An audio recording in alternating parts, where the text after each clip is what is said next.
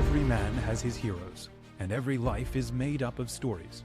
Heroic Stories is a series from heroicmen.org to find out why some men choose the harder path in life, even when it means losing everything, how they survived, and who they are today. These men seem heroic to us, even if they don't call themselves that. They seem to have an extra strength in their system, extra grit to battle doubt and find purpose. All of these men are seeking divine friendship with God, and they all believe in building up faith, building up men, and building up our future. Sponsored by CatholicSpeakers.com and hosted by Dominic from Heroic Men, get the mindsets, the scars, and the playbooks that these men have earned the hard way. Heroism isn't born, it's made, and these are their stories. Hi gentlemen, welcome back to Heroic Stories. I'm your host Dominic from Team Heroic Men, fortunate to be joined today by Congressman Tim Huelskamp. Hi sir, it's good to have you with us. Yeah, thank you for having me on the podcast. So as I was just saying before we hit record, the whole point of this show is to explore stories of heroism among all kinds of different men, and this is part of a partnership with the Catholic Speakers organization. I'm glad that we can take a half hour, sit down with you, and just get to meet you, the man behind the mask, all of the stuff that you've been up to. Who's the guy, the engine, the heart running underneath these things? And I'm convinced that the soul of a man is a hero. It's buried down there somewhere, and some of us are trying to figure that out maybe more than others. And this show is about asking about those stories. So let's get right into it. First segment is, what's a story of heroism that absolutely lights you up? And it could be from the movies or media, maybe from your family. Yeah, there's a lot of those, Dominic, but one that comes to mind is the story of St. Athanasius, the father of Orthodoxy. And I grew up in a small parish in rural Kansas, and grew up on a farm and went away to college, and never heard of St. Athanasius till I got to college, and actually studied in the seminary as well then. But St. Athanasius was the father of Orthodoxy, and I always was drawn to him because of his life and his bravery and his courage. And as we know from our history, it's the 1700th anniversary last year of the Nicene Creed, and he's the guy that made that happen. And as a result of his willingness to stand up to the world, there was a phrase coined, Athanasius against the world, Athanasius contra mundum. And because he took on the world, he took on those in the church that denied the divinity of Christ, and he took on the state when they denied the divinity of Christ. And for his fortitude, his courage, and his bravery and his heroism, he actually got exiled 5 times. He was kicked out of his bishopric, and they kept exiling him. And one of the most poignant points of his story is whenever he's exiled and he returned, the faithful would line the streets to welcome him back because they knew he was a hero. And even though the most ghastly things he was accused of murdering a fellow priest, and I believe he was called before the emperor to answer for that murder, and he was able to produce the man he was accused of murdering. Oh wow.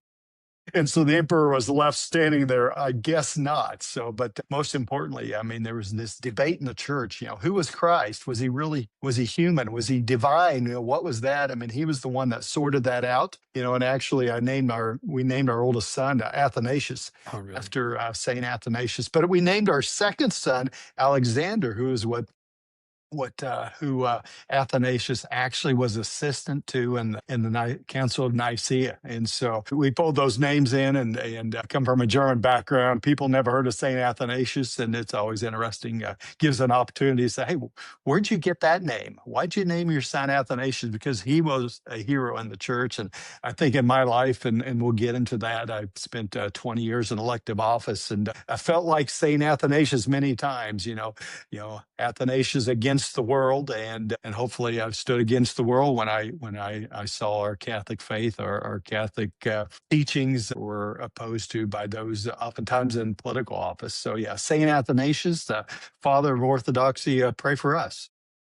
Do you remember when you first came to hear about his story? Like I said, I was actually in college, and it was a class taught. I went to a College of Santa Fe, which was a college operated by the Christian Brothers. And I can't remember which brother it was, but reading that story is like, wow, this is my kind of guy. And he stood up and says, nope, here's the truth. And even if everybody's against me, as long as I'm on the side of truth, that's where I stand. So, I mean, his greatest quote was, if the world is against the truth, then I am against the world. And that just emphasized the importance of standing firm in one's belief and regardless of the opposition. And again, he was exiled 5 times, this great saint exiled by leaders in the church that says, yeah, we believe you, but we're still going to exile you. And there was a real battle. And if that had been lost, I mean, we would have lost the essential truth about the divinity of Jesus, who was sent into the world to save us. Okay, so sounds like he's a figure or a hero who's been, what's the right word, impactful or informing you or inspiring you for a long time. What is it about you that this figure, I mean, it sounds like he's a fighter. It sounds like from early on you had a fighter spirit. I imagine you'd have to kind of be one to go on to do what you've gone on to do as a congressman. Share a little bit about maybe your, growing up or yourself as a young man with. Yeah, and I know later we'll discuss a few of our personal heroes as well. And but I grew up in a small parish in Southwest Kansas, and grew up on a farm, and grew up as a cradle Catholic, and had an amazing family. It really did that nourished and demanded our faith as well. And then because of that. When I left high school, I decided, okay, I'm going to go study to, see if the church would like me to be a priest. And so I Really? went to seminary. So actually, I was in the seminary when I first heard about St. Athanasius. It wasn't in the seminary. It was in the Christian Brothers College that I was in. And at that time in the seminary, and in my opinion, it was fairly heretical environment, and I was struggling to keep my faith and the orthodoxy of my faith. And then to learn about St. Athanasius that struggled with many of the same things. He said, I'm going to serve the church, and he didn't want to be a bishop. And said, okay, I guess if the church wants me to be a bishop, I'll do that. So, but I was really open. I had an uncle who was a Catholic priest, and said, okay, God, the church is calling me to the priesthood. I'm saying yes, and I entered the seminary. But fast forward, after about 2.5 years, I was asked to leave the seminary, and that was probably the most difficult decision I ever made. I said, okay.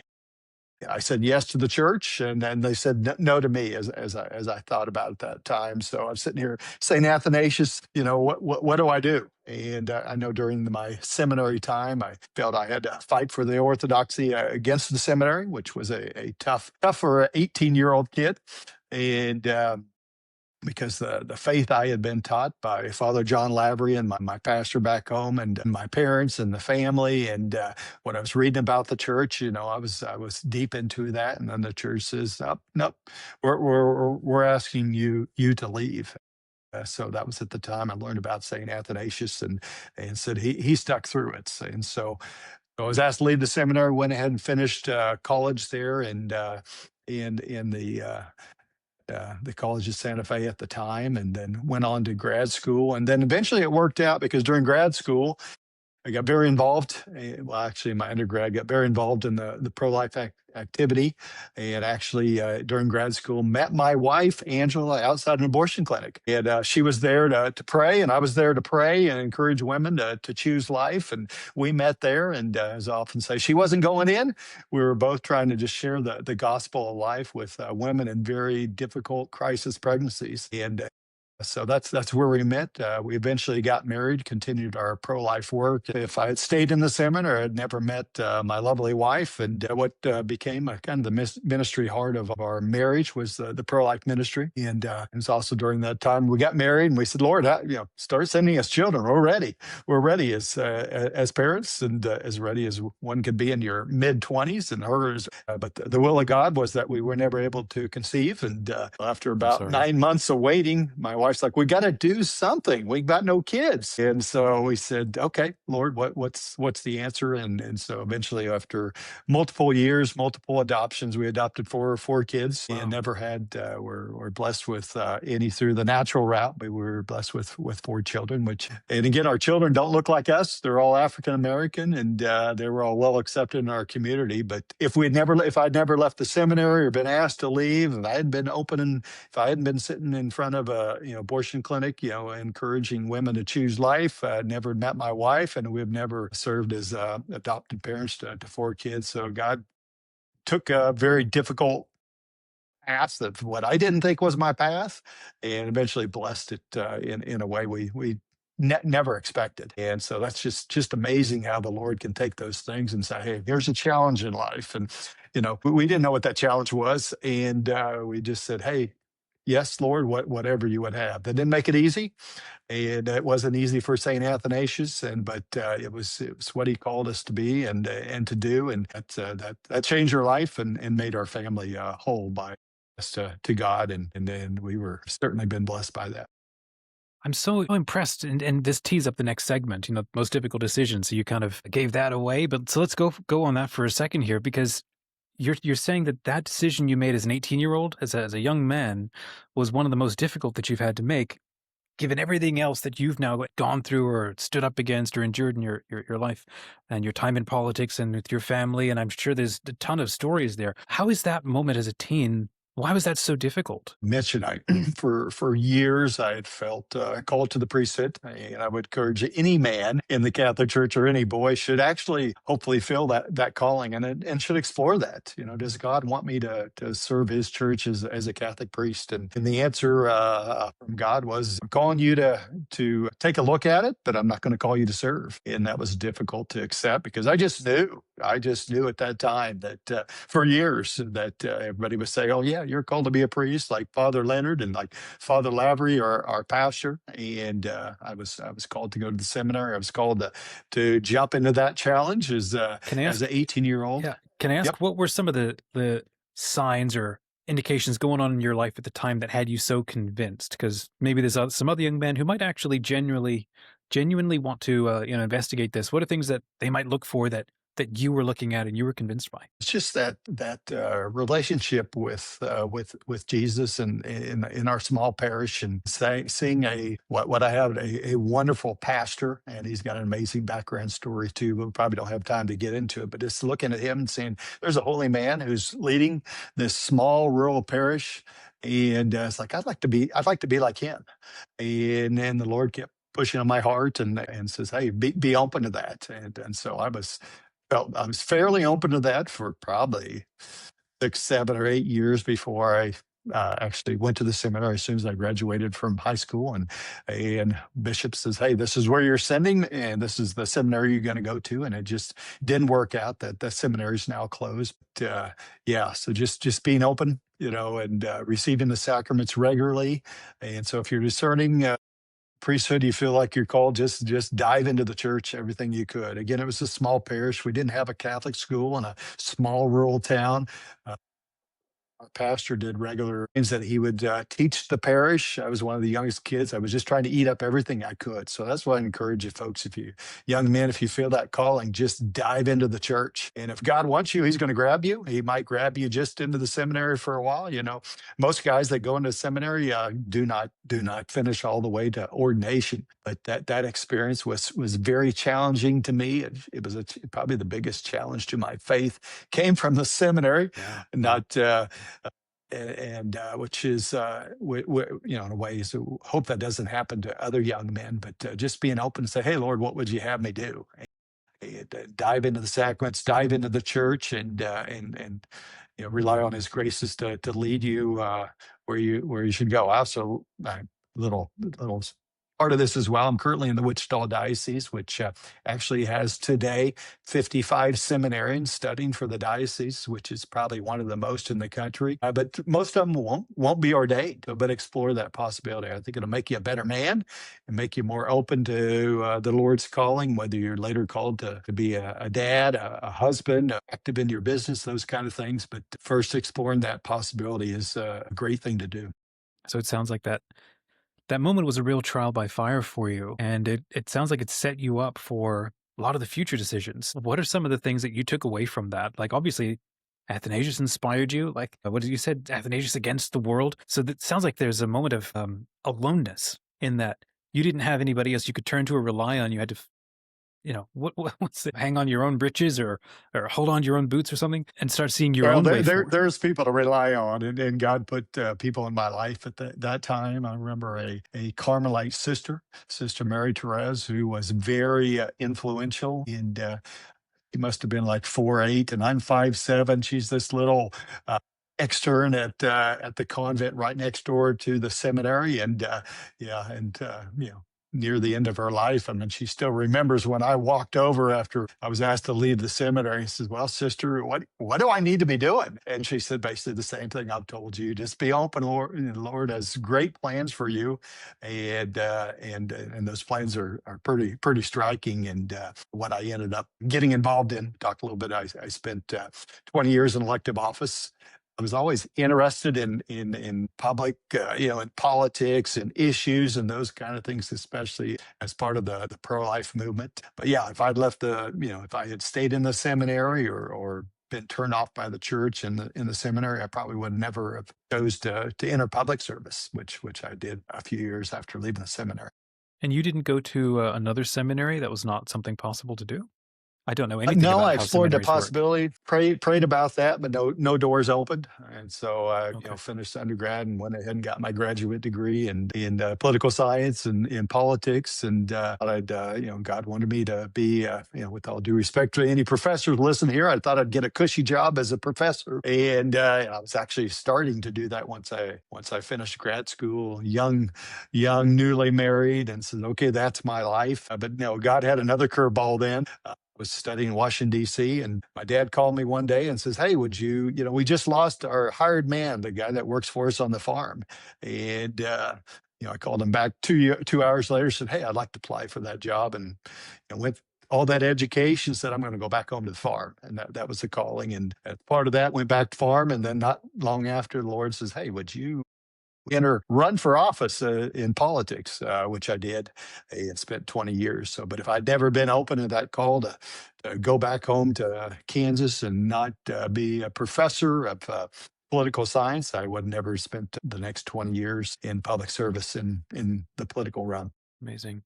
From the Catholic faith side, I guess, what was it about your formation, or how did you not walk away from the faith like so many do when faced with that kind of not just negativity, but heterodoxy or just constant challenging from the very people that you expect to, well, be able to to guide you? I mean, why did you stay? Probably the family life that I'd grown up in the faith, and I knew some essentials of the faith that it needed to learn a lot more. It was a minor seminary, so we didn't have much formal studies at the seminary. It was primarily attempted spiritual formation. But at the college I was at with the Christian brothers, they were solid, and I'm still close friends with my professor of philosophy, and he actually became my spiritual director after I left the seminary, and kept me close to the church, but just continuing to be deep in the sacraments, continue to go to church, continue to go to confession, and continue to call upon His graces. So, but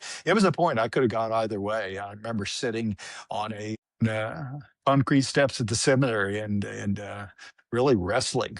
Had that moment when Satan wanted me to doubt whether there was really a God, and it was a watershed moment. I still remember that, and nope, I chose God, or rather, He chose me, and stayed with my faith. But I will say, out of that seminary, many guys would leave the seminary and leave the church, and it was really sad. But I had many graces and many people praying for me. Kept faith as best I could. Quite a watershed moment for my spiritual development as well as my human development as a man of Christ. Amazing. Well, for for the next question, I'm curious to understand about how you, as a man pursuing God, sounds like it's something that took deep root, perhaps on that day. With everything that you've done in 20 years, like I think you said, in political life, and you've got your family and 4 children and everything that you're involved in, what are the prayers or the prayer habits that keep you going, that keep you sane? The one most important thing I learned at the seminary was daily prayer, and I had a daily prayer habit as a young man, and trying to do that and learning to do that. But the daily prayers of the breviary were probably the most instrumental. Says, okay, get in the habit, get in a virtue of daily prayer. Start your day that way. And so I continue that to this day. And I've never even heard of it before I went to the seminary, but that was one thing that was that daily prayer and bravery. I remember having, when I was in Congress, I was in Congress for 6 years and had a meeting with the Catholic bishops here in Kansas with all four of them. And that, hey, we're going to do our daily prayers, and then we'd like sit down with you and talk about issues. I said, no, I want to be there.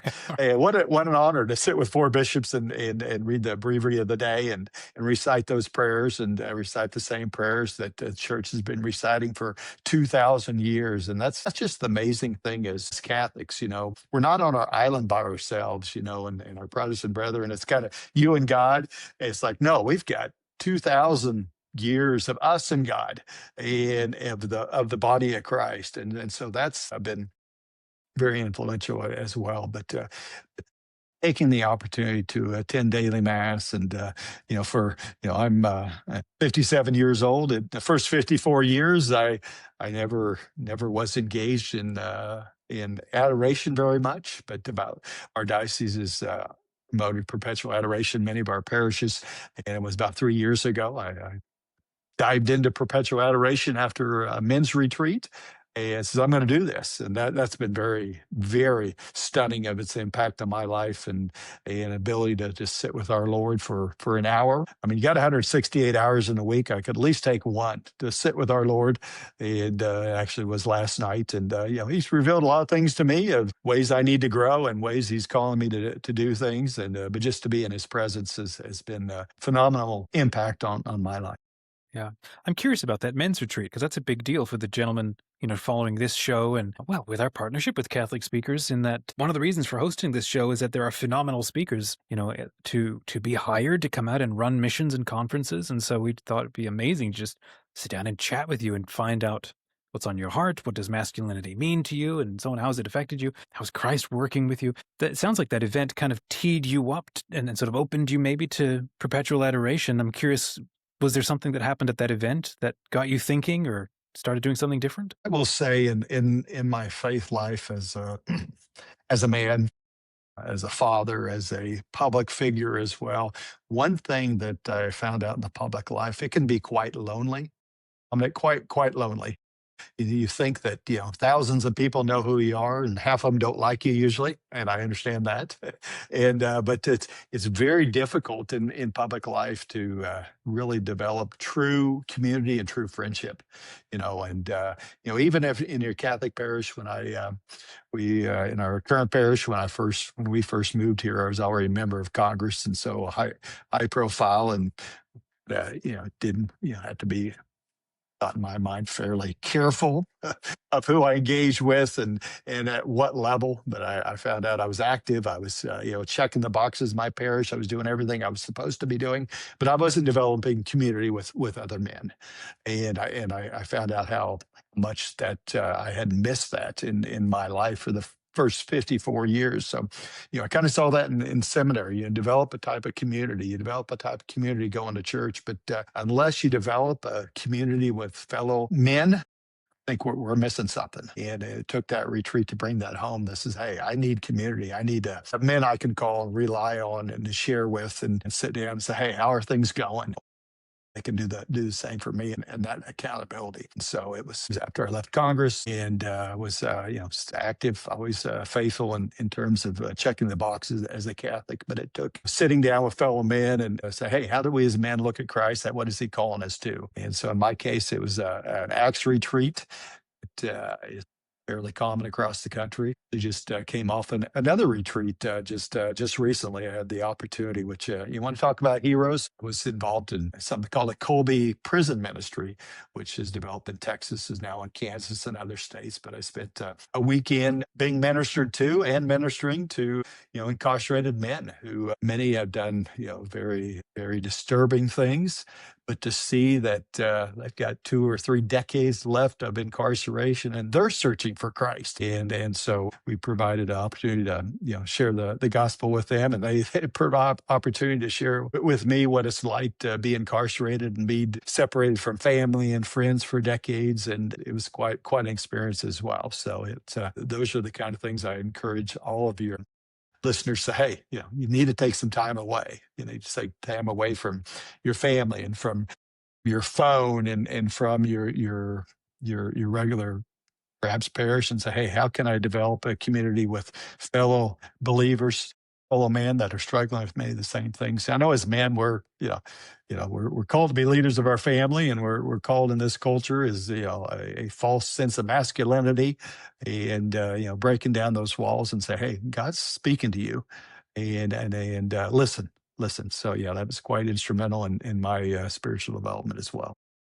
Amazing. You mentioned a false sense of masculinity, and I'm curious, you're somebody who has worked with or observed our country from a different vantage point than many of the rest of us. What do you see as not just some of the biggest things contributing to problems with masculinity, but what have you seen works? What do I see that works Yeah, that as works to well? start Maybe healing these rifts or flaws or difficulties that we have with masculinity in the culture. think for me at least, it was looking at great examples of masculinity in the church and Americans in the church, American men that were in the church, and couple examples of that. Let me give you one example. In the Wichita Diocese, we have the now venerable Father Emil Kapaun, who was who received the Medal of Honor decades after his death. He was a U.S. Army chaplain who served in Korea, died in was starved to death in Korea. He grew up not far from here, and it's also kind of personal to me. I had a an uncle that was also an army chaplain for multiple decades as well. Probably people always ask me, you served 6 years in Congress. I served 14 years in the state legislature. What was the biggest moment? What bill happened? What things did you do? I said, well, my biggest moment and in 6 years in Congress was being at the White House. My one and only time I was invited into the White House during my time in Congress.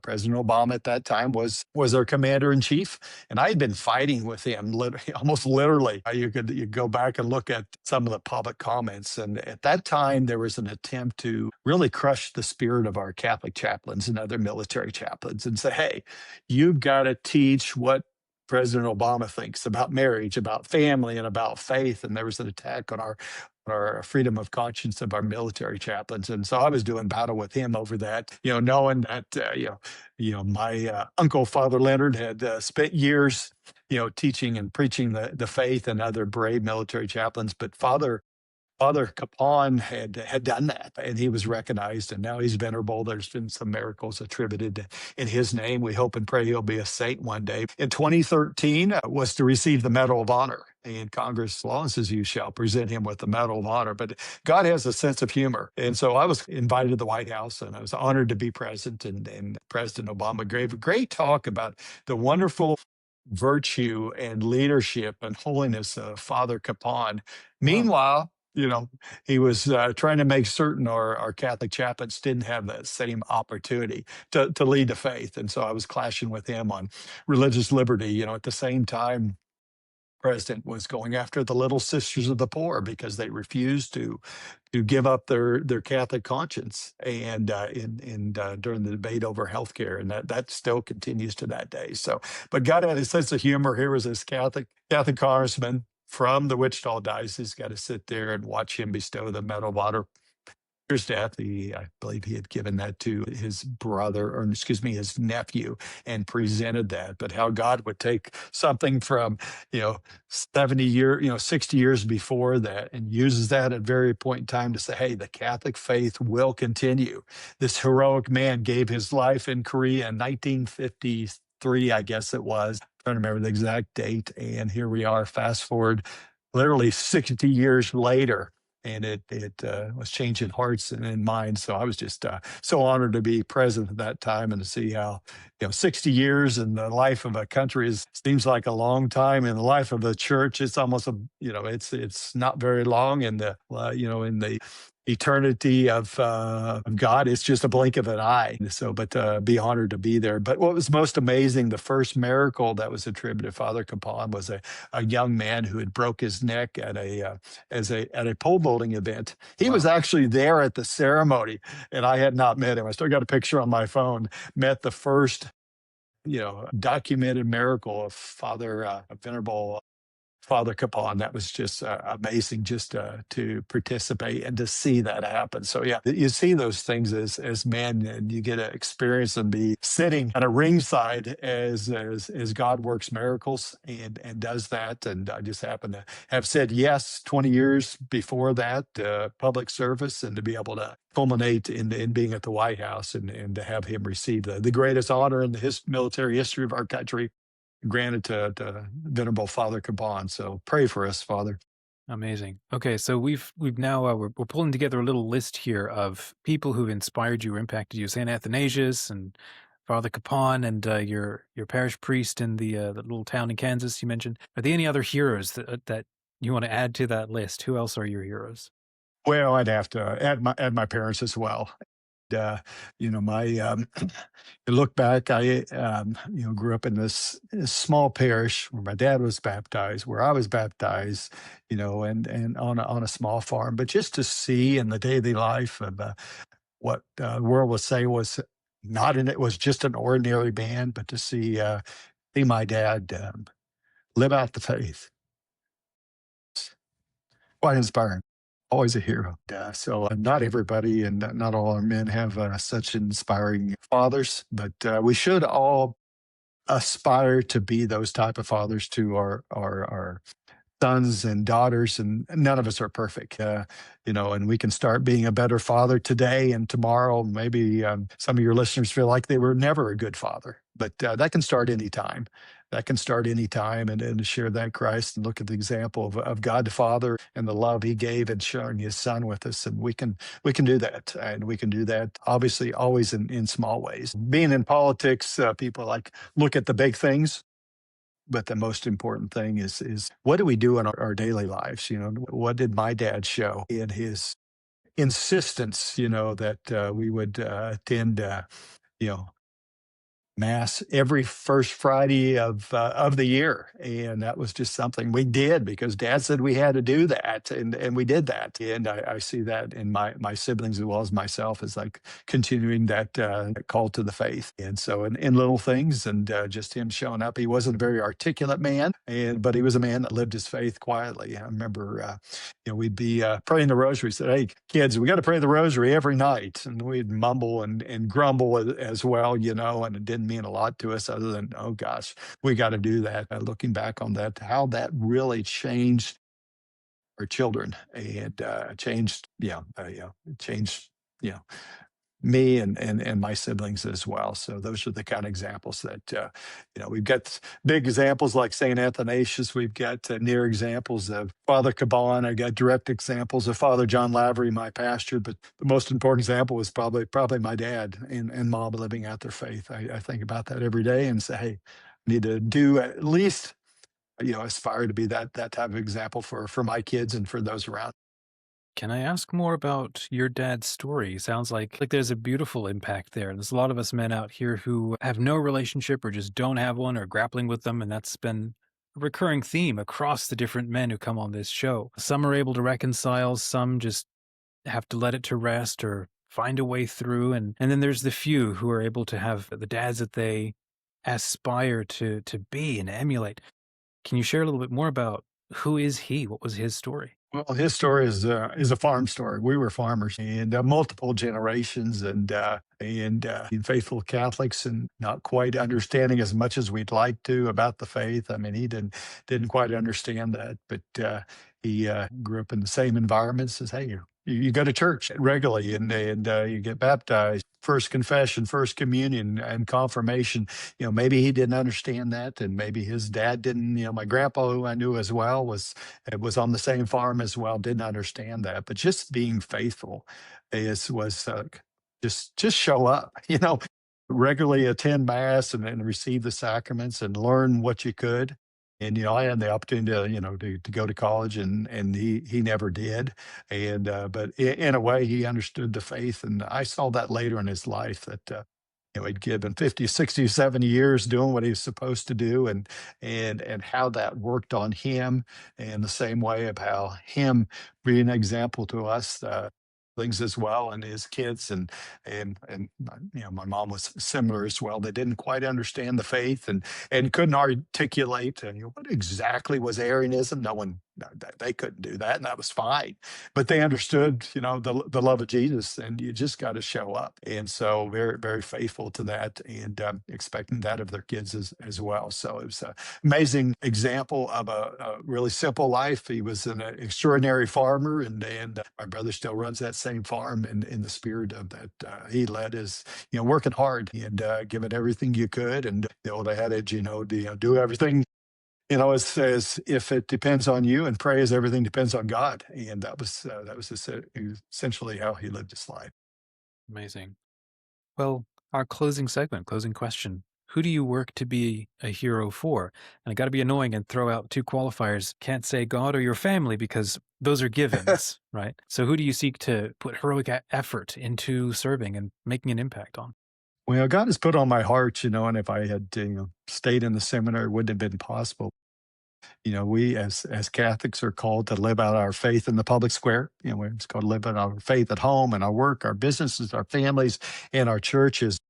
Always had this deep calling to make sure we can live out our faith in the public square, and we have compared to the rest of the world, some we do have definitely more religious liberty, and but I've always felt a calling to say, hey, men and women in this country, we are called to live out our faith and all those things I just mentioned, but in the public square, to for what much is given, much is expected. I mean, we have an opportunity in America that, most countries do not have the chance to pick our leaders. We get a weigh in on issues. I've started, I was active, as a Catholic for 20 years in elective office, and now I started a group called Catholic Engagement, encouraging men and women to live out their faith in the public square. And that is my mission today, is to make sure that as we look in our culture where our faith is mocked, we look at oftentimes in the public square, our faith is mocked. And, as Catholics, we're not allowed to raise our children as we see fit. We're not allowed to live out our faith in the public square as we see fit. And so that's what I like to be hero to lead men, especially to engage in the public square, to make sure Catholics are not silent. There's been a long history in this country where Catholics were discriminated against, and still happening today. You look at some of the recent actions denigrating our Holy Father and denigrating the church, and some people are surprised, but there's been a long history of that in this country where you can attack the Catholic Church, maybe nobody else, and do that. But I want to make sure men and women of Catholic faith are standing up, says no. Being involved, and I've, as I said at the beginning of the show, I think all Catholic boys should say, hey, am I called to the priesthood? I also think that Catholic men should say, hey, how am I called? Am I called to run for office? Am I called to be on the city council? Am I called to be on a library board? Am I called to live out my faith in the public square? The answer is yes. And because at a minimum, we're required, and we have a moral obligation, a moral opportunity to vote, but oftentimes it's so much more than that. And so I encourage all your listeners to say, hey, what else should I do in the public square? Do I need to show up at the library hearing to talk about the books in the library that are attacking and denigrating our faith and attacking our young ladies and those kind of things? So that's the hero I'd like to be, is lead people to be more engaged in the public life, and more engaged in making certain that the America we see today reflects the common good, the opportunity for all of us in our homes, in our families, in our churches, in our businesses, that we have an opportunity to live out the fullness of the truth. And that's what we call the common good, and we're all called to participate in.